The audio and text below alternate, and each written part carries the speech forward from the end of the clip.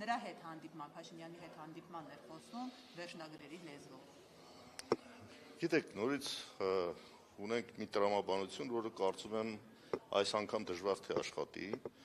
հերթական անգամ փորձ է անում այս իշխանությունը իր աթոռը պահելու համար, մանևրել, այսպես ասած, երբ որ պետքա դառնում են արևմտամետ, երբ որ պետքա դառնում են խիստ ռուսամետ, բայց խնդիրը իրենց մնում է նույնը, այնպես անեն, որ բոլոր դաշտերում համարվեն իրենք ամենալավագույնը եւ բոլորի կողմից ընդունվածը։ Բայց անցած ճանապարհ կա, չէ, կատարված գործողություններ կան, կոնկրետ քայլեր կան, որոնք հստակ ցույց են տալիս, որ անհամատեղելի են իրենց հայտարարությունները, իրանց գործերի եւ արարածների հետ կապված։ Եվ իրենք այնքան են արդեն հեռացրել իրարից մեր, այսպես ասած, հարաբերությունների իմաստով վեկտորները դեպի Ռուսաստան եւ դեպի Արևմուտք, որ դժվար են կարողանալու տեղավորվել այդ իրարից հեռացած երկու կողմերում համապատասխանաբար լավագույն ֆավորիտը ճանաչվելու այդ միտումից։ Սա կարծում եմ, որ ակնհայտ է, իրանք 21 թվականին խաղարկեցին այն թեզը, որ իբր գալիս են պաշտպանելու Պուտինի ստորագրությունը, այսպես եթե պատկերավոր ասենք, կապված հայտնի նոյեմբերի 9-ի պայմանագրի հետ, որովհետև այդ ժամանակ այո մենք խոսում էինք այդ պայմանագրի մտահոգիչ լինելու մասին մեր հարաբերությունների իմաստով եւ նա դարձել էր պաշտպանը եւ սա ինչ որտեղ խաղաց, բայց հիմա տեսանք այդ նոյեմբերի 9-ից նախ ինչ թողեցին եւ հիմա խոսել, որ իրենք ամենառուսական քաղաքականությունը եւ ռուսական շահերը, այսպես ասած, պաշտպանող ռեժիմն են, դա եթե չասեմ ծիծաղ է առաջացնելու, ուղղակի ոչ ոք դրան չի հավատալու։ Ռուսաստանի հարաբերությունները ամենաբարձր մակարդակի վրա են հիմա։ Դե իր ասելով ամենաբարձր, եթե ինքը ամենաբարձր մակարդակը համարում Եվրոմիության ուղղությամբ քայլեր կատարել է, օրենք ընդունել է, բայց անհամատեղելիությունը հանթատ իրան ասում են, որ Եվրոմիությունը ԵԱՏՄ-ն անհամատեղելի է, հիմա պարզվում է ինքը ԵԱՏՄ-ի հիմնական գլխավոր ջատագովն է եղել, մենք ենք եղել դրա դեմ խոսացողը, այսինքն հասկանում եք, այդ բոլոր հայտարարությունները դրա մասին հակառակն են ասել մինչև հիմա։ Համատեղել եք, ինչ է խանգարի, էլի կհամատեղեն, քանի կարող ենք Համատեղման քաղաքականությունը պետք է իրականացնել, այո, մենք են գլխից էլ ասել ենք, եւ քաղաքականությունը պետք է իրականացնել, ոչ թե կամ-կամի։ Իրանք մտել են կամ-կամի քաղաքականության մեջ, եւ սա միայն հայտարարություններով, խոսքերով լղոզել հնարավոր չի լինելու։ Իսկ ընդդիմությունը ինչ քաղաքականության մեջ է, ինչու հարց ու պատասխանին չեք մասնակցում, երեք էլ Նիկոլ Փաշինյանն ասում է, ըստ էության արդեն վեշերը հավաքի գնացել են։ Գիտեք, նույն այդ խոսքի մեջ դուք չեք տեսնում աննորմալություն։ Մենք ունեցել ենք երբևէ մի վարչապետ, որ այսքան փողոցային բառապաշարով ընդհանրապես խոսի։ Բայց փողոցային բառապաշարը անընդհատ գալ լսելը, ասում է իրեն հարգող մարդը իսկապես այս փողոցային միջավայրում չի ուզում գտնվի։ Ոչ ոք չի ուզում այս փողոցային։ Դե նաև դրա համար, այո, բայց փողոցային միջավայրը լավ ինչքան կարելի է։ Դե 5 տարի զզվել ենք էլի։ Զզվել ենք էլի, բարես բոլոր։ Դե դնում ենք էլի, բա ինչ ենք անում։ Հեսա գնում եք մանդատները վայր եք դնում էլի։ Չէ, վայր եք դնում եւ նորից ուզում եք բան անեք, առաջ Բայց չանենք, ինչու՞ պետք է թողենք այս իշխանությունները տանեն կործանման այս երկիրը։ Պետք է առաջադրեն, բայց եթե չհաջողվի ընդդիմությանը նորից իշխանության գան եւ Նիկոլ Փաշինյանը երկիրը կկործանվի, ազգային ժողովը բան եմ հարցնում, չեք թողում հավաքել։ Նորից վերցնելու են մանդատները, ընդդիմադիրները գալու են նորից Նիկոլ Փաշինյանի ընդդիմություն, նորից 4 տարի հետո ասեն զզվեցինք։ Դե ժամանակը կգա կխոսենք, ես հիմա դրա մասին չեմ կարող ասել, բայց իմ կարծիքով այդ առանձին հարց է։ Եթե այս իշխանությունները իսկապես հաջողեն, մենք կունենանք ոչ թե խորհրդարանական ընտրությունների արդյունքում ձևավորված ազգային ժողով, այլ միլի մեջլիս։ Հիմա այդ միլի մեջլիսում թող որոշեն, եթե իսկապես դառնում է այնպեսին, որ սա միլի մեջլիս է, աշխատել իմաստ ունի, թե չունի։ Սա կորոշեն ընտրություններից հետո։ Այսինքն գնանք կախվենք, հա, որպեսզի ընդհանրապես չխափվենք, որ բոլորին բավարարենք։ Դե եք ասում, դուք ձեր ասածը դա է։ Որովհետև եթե մարդը չի աշխատում եւ նման եթե Իսկ ով ասում չեք աշխատում, դա չեք անում։ Աշխատենք ինչ անենք։ Միլի մեջլիսում, ես ասում եմ միլի մեջլիսում, միլի մեջլիսում աշխատել անիմաստ է դառնում։ Բայց թե հա թող չեն կմտածեն, մտնեն թե չմտնեն, դե ես եմ ասում էլ կգա այդ ընտրության ժամանակը եւ կորոշեն մտնեն միլի մեջլիս թե չմտնեն։ Չէ, նախ գլխավոր պատճառն է, որ կուսակցության ներկայացուցիչն եմ ես եւ կուսակցության ներկայացուցիչը այնքան ծանրաբեռվածություն ունի, որ արդեն ես դժվարանում եմ համատեղել եւ իսկապես պրոբլեմատիկ է դա։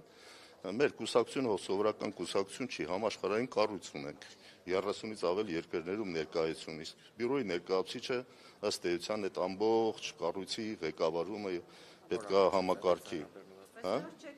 Ինչը։ Նորա դարել ծառապերված։ Բաբանո ներկայացուցիչ նոր եմ դառել էլի։ Պարոն Ռուստամյան, ուզում եմ երկու հարց տալ։ Նիկոլ Փաշինյանը հայտարարում է, որ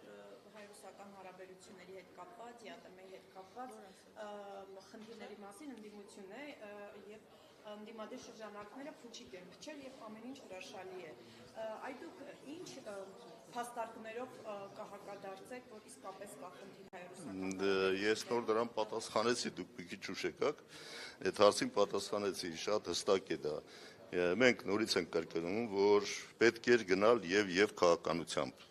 Այն ինչ որ կատարվել է կամ ի տրամաբանություն է եւ հստակ քայլերը դա են ցույց տալիս, այն բոլոր հայտարարությունները հակառուսական տրամաբանությամբ։ Ես չեմ տեսել մի անգամ այդ դանակը հասել է ոսկորին, որ հանդիպմանը ուղիղ հրապարակային ժուրնալիստների ներկայությամբ այդքան բաց տեքստով բացատրվի մեր իշխանություններին, թե ինչ է նշանակում Ռուսաստանի հետ կապերի վատթարացումը։ Եվ եթե դա այդպես չի, այդ խոսույթը ինչու առաջացավ, այդ հաստատումները նախագահի մակարդակով Ռուսաստանի Դաշնության ինչի հրապարակային արվեցին, այդ բոլոր հարցերը իսկապես օրակարգի վրա առաջացել են այս իշխանությունների պատճառով, չէ։ Իրենք եկել են ժողովրդի աչքին թոս փչելու, սա է հարցը, գիտեք ինչ, շատ պարզ բան կա։ Իրենք մինչև հիմա բոլոր տեղերում մենակ այդքանը բավարար է, չէ, հասկանալու համար, թե սրանք ինչ քաղաքականություն են վարել։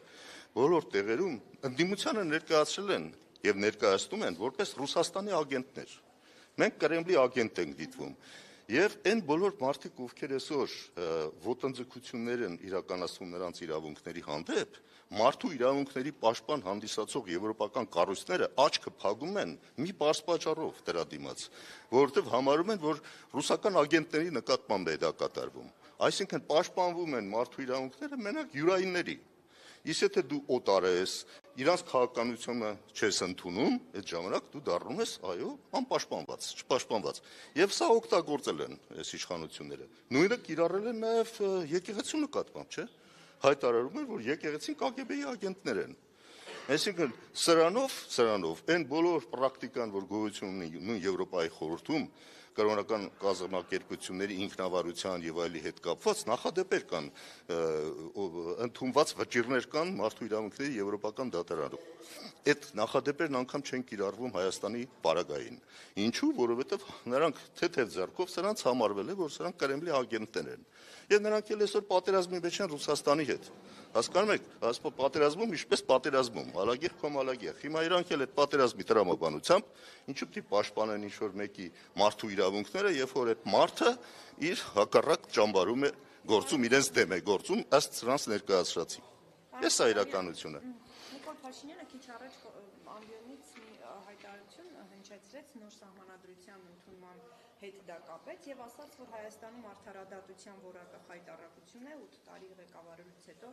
ինքը պնդում է, որ Հայաստանում խայտառակ է արդարադատության որակը եւ վիրահատական միջամտություններով երկրում պետք է արդարադատություն հաստատել եւ արդարադատության հաստատման համար անհրաժեշտ է նաեւ նոր սահմանադրություն ընդունվի։ Այդ դուք սա ինչպես կգնահատեք, ինչու՞ կապեց արդարադատությունը։ Իսկ այդ սահմանադրության մեջ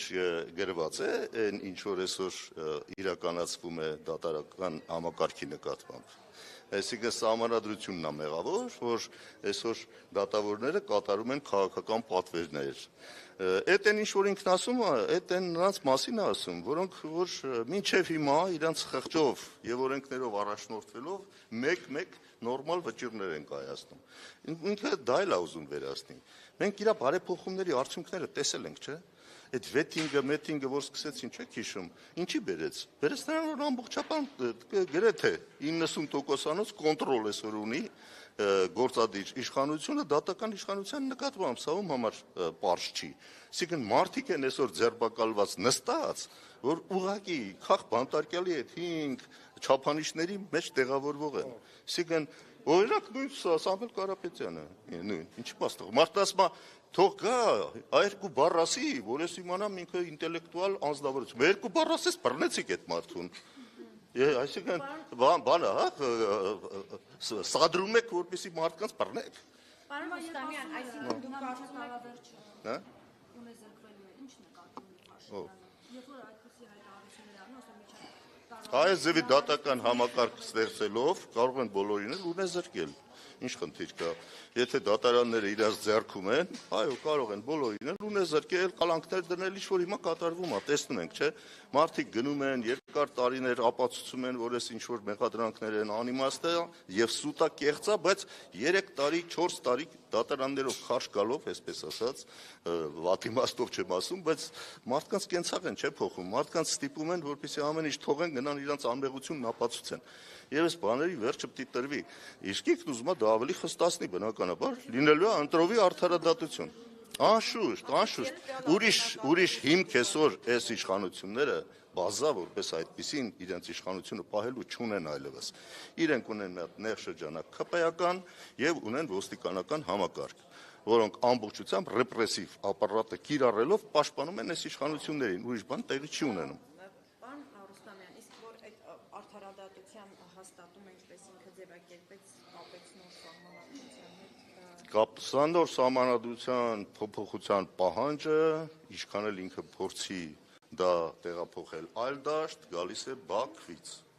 Սա հստակ է, եթե այդ մարդիկ եթե չեն ուզում այդ պարզ բանը տեսնեն, այդ արդեն ասում է իրանց խնդիրն է, բայց ում համար պարզ չի, որ ինչ Բաքվից ասվում է, սրանք դա կատարում են։ Այդ սահմանադրության փոփոխությունը ներքին պահանջ որպես այդպեսին գոյություն չունի։ Այդ սահմանադրական փոփոխությունը իբր թե մեր համակարգը ավելի բարեփոխելու որևէ նպատակ չի հետապնդում, որտեղ սահմանադրությունը չի կատարվում։ Սահմանադրությունը կատարվում է, որ մի հատ էլ ասենք սահմանադրությունն է մեղավոր։ Սահմանադրական կարգը այսօր ամբողջությամբ խախտված է։ Այո, այնտեղ կա պահանջ, որը դրվում է Բաքվից։ Սա կատարելը պիտի քողարկեն, որ իբր առաջացել են եսի ինչ պատճառներ եւ այլ արդարադատություն եւ այլ։ Ինչ արդարադատություն։ Արդարադատությունը միակողմանի իրականացվում է Նիկոլ Փաշինյանի կողմից։ Պարոն Ռոստոմյան, եւ Իշխան Սաղաթելյանն էր առաջարկել ընդդիմությանը միասնական հանրահավաք իրականացնելու, ընդդիմությունը գրեթե առանձին է մասնակցում, չհաշված որոշ փոքր կուսակցությունների միավորման, առանձին է մասնակցում ընտրություններին եւ հետեւաբար միասնական հանրահավաք ինչ օրակարգով պետք է լինի։ Ընդդիմությունը անկախ ամեն ինչից մի պարզ տրամաբանություն պետք է ընդունի։ Այսօր ոչ ոք չի կարող առանձնաբար հաջողել այս ընտրություններում, 50%-ից ավել ոչ ոք չունի, բայց միասնական ընդդիմությունը կարող է այո ունենալ ավելին, քան այսօրվա գործող իշխանությունն է։ Եվ սա նշանակում է, որ պետք է առաջի հերթին հասնել մասնակցության տոկոսի բարձր մակարդակի։ Դա է տեղի ունենում բոլոր տեղերում, տեսնում եք, որտեղ որ իշխանությունը պարտվում է, երբ որ մասնակցությունը բարձր տոկոս է գրանցել, Հունգարիայի օրինակը ձեզ օրինակ։ Այսինքն, այստեղ օրինակ, եթե 60% օրինակ, ինչպես որ Հունգարիայում եղավ, 60% մասնակցություն ունենա, այս իշխանությունները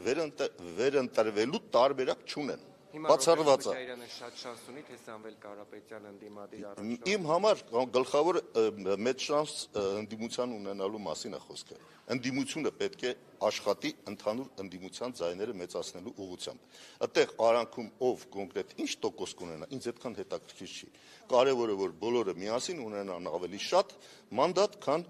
այսօրվա գործող իշխանությունն է։ Եվ դա հնարավոր է անել ջանքերը համադրելով։ Երկրորդ խնդիրը որ գոյություն ունի, Այո, վերահսկելու հաս գոյություն ունի այսօր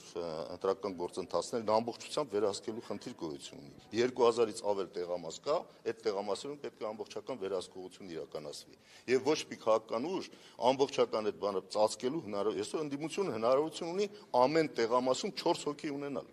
Մենակ դա նշանակում է 8000 մարդ։ Մենակ դրա կողքին, եթե գումարենք նաև անհրաժեշտ քանակ, որ պետք է աշխատեն որպես շտաբային կարգավիճակ, 15-20 հազար մարդ անհրաժեշտ, որպեսզի մոբիլիզացվի, որ այս ընտրությունները վերահսկվեն։